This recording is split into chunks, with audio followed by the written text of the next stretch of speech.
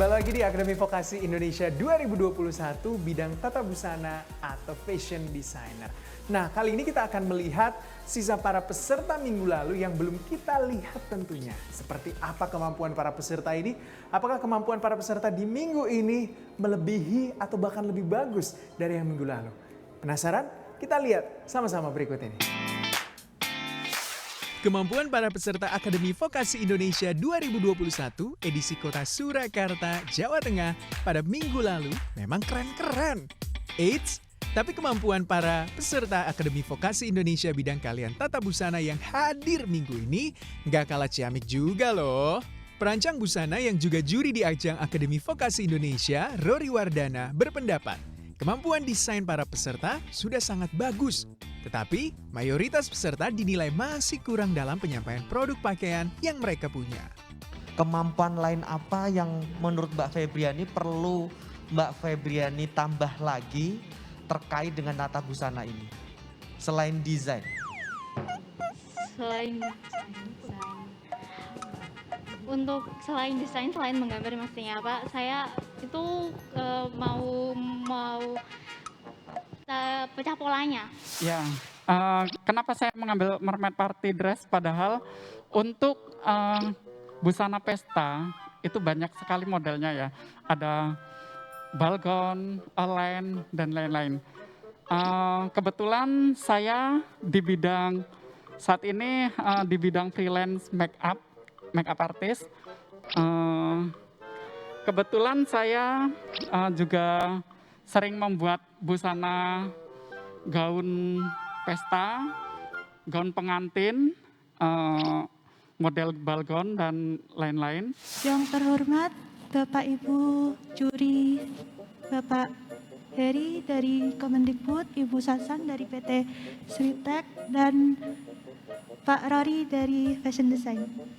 Saya di sini akan mempresentasikan hasil karya saya yang Selamat siang untuk kepada Dewan Juri yang berbahagia dan sehat selalu. Amin. Dan berdirinya saya di sini, izinkanlah saya untuk mempresentasikan dari sebuah proyek kami. Yaitu dari salah satunya, perkenalkan dulu ya sebelumnya. Menurut saya mereka tuh punya ide, punya inspirasi tentang desain. Tetapi kan setiap orang berbeda-beda ya, berbeda-beda itu intinya berbeda ilmu pengetahuannya, berbeda cara penangkapannya. Jadi ada yang mereka pintar dalam penyampaian, ada yang masih kurang dalam penyampaian. Nah, yang kita bangun di sini apabila mereka sudah ini lagi ya untuk bisa beraktivitas lagi, yang mereka bangun adalah bagaimana cara dia untuk bisa mengekspresikan karya beliau secara untuk orang lain ya, untuk masyarakat umum. Meskipun ada beberapa peserta yang memiliki penyampaian yang dinilai masih kurang oleh para juri, tapi ada juga peserta yang mendapat pujian dari para juri atas desainnya dan presentasinya. Misalnya saja, Febrina Jasmine Aulia yang memilih tema busana yang ceria dengan menerapkan teknik fabrik slashing menggunakan bahan-bahan berupa kain taslan, kain troso, dan kain katun. Lantas, apa pendapat para juri tentang karya Febrina Jasmine Aulia ini? Bagus kok, karyanya bagus. Aku acuin jempol lah pokoknya. Kemudian saya bertanya di sini, nah kalau karya desain Anda apabila digunakan untuk pria masuk nggak? Ya itu aja. Saya rasa untuk semua pakaian desain saya buat pria maupun wanita bisa saja, karena kan sekarang banyak kan orang-orang yang suka pakai yang baju yang aneh-aneh gitu. Itu saya bisa. Oke, siap. Terima kasih. Udah lega ya Kak, cuman kalau maksimal enggaknya saya rasa kurang maksimal, jadi kedepannya saya bisa dimaksimalkan lagi. Nah, kalau Febrina tadi memilih tema ceria, lain halnya dengan peserta bernama Namira Faruk yang lebih memilih wastra Nusantara, khususnya tenun dari Tanah Toraja. Desain pakaian Namira diberi nama Batara Motion Wave yang mengusung konsep artistik ekstrinsik. Pertanyaan saya adalah bagaimana Mbak Namira menerapkan konsep sustainability di dalam rancangan Mbak Namira ini? Menawarkan. Sustainability di dalam rancangannya Mbak Namira ini. Oh iya, jadi kebetulan dengan tema saya yang artistik eksentrik ini sehingga saya menggunakan kain-kain yang kebetulan ini juga kainnya bukan kain yang khusus saya beli karena kebetulan jadi saya melihat kain ini, oh ini cocok untuk diarahkan ke sini. Perasaannya lega pertama itu pasti, dan yang kedua kalau berbicara maksimal atau tidak pasti kita ada hal yang kelupaan atau hal aduh harusnya saya begini harusnya. Ya seperti itu, hanya untuk koreksi aja untuk kedepannya supaya jadi lebih baik, jadi untuk diingat-ingat. Nah, kalau dari tadi kita melihat model pakaian yang unik-unik bergaya artistik, eksentrik. Kali ini, Mashkurun Ayuvanani membawa model pakaian bergaya streetwear dengan tema Funky Karamuting. Seperti apa realisasi pakaiannya ya? Kita langsung saja simak berikut ini. Kenapa saya beri judul Funky Karamunting? Karena Karamunting itu sendiri adalah motif batik yang berasal dari Kalimantan Tengah. Di sini saya ingin mengangkat tema dari batik itu sendiri. Sudah pernah dicoba belum Mbak ditanyakan ke pemakainya? Misalkan anak-anak yang badi Mbak Fani lihat gitu, sudah pernah nggak? Iya. Suka nggak desain ini gitu? Ya terima kasih Pak. Jadi baju ini sudah pernah tampil di fashion show 1 kali ya Pak ya.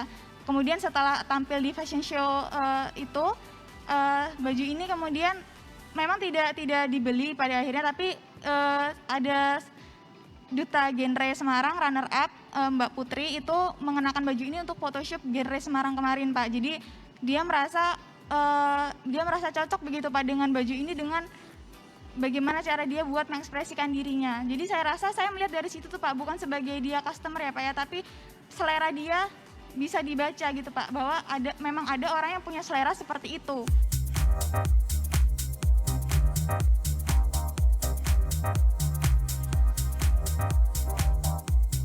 Ada yang gak kalah keren nih dari peserta Akademi Vokasi Indonesia di Surakarta, di mana peserta bernama Reino Rizky mempresentasikan desain pakaian yang terinspirasi dari model pakaian astronot.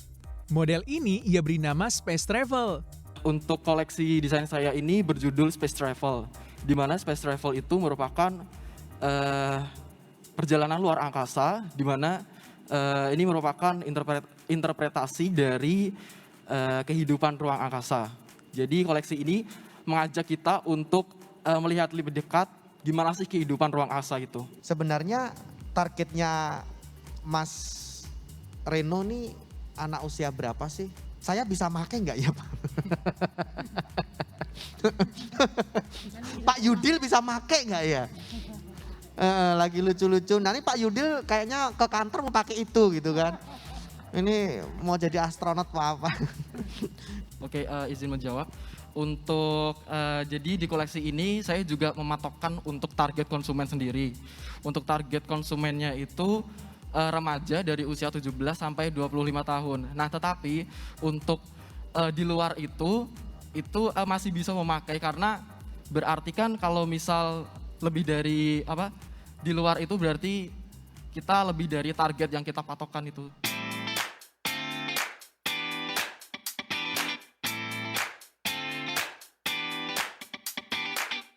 Nah, gimana menurut kalian desain busana para peserta Akademi Vokasi Indonesia di Surakarta kali ini? Keren-keren banget kan? Baik dari sisi desainnya, temanya, konsepnya, sampai implementasinya, hingga menjadi sebuah pakaian yang ready to wear. Salut deh untuk para peserta vokasi yang bisa merealisasikan passionnya di bidang fashion designer dengan maksimal. Semoga apapun hasil penilaian juri nanti, ajang Akademi Vokasi Indonesia 2021 ini bisa menjadi motivasi baru untuk terus berkarya di bidang-bidang keahlian vokasi, khususnya bidang tata busana. Itu tadi dia seluruh peserta audisi Akademi Vokasi Indonesia Kota Solo, Jawa Tengah, bidang tata busana atau fashion designer. Kira-kira siapa yang akan menjadi pemenangnya ya? Kita nantikan di episode selanjutnya. Sampai jumpa.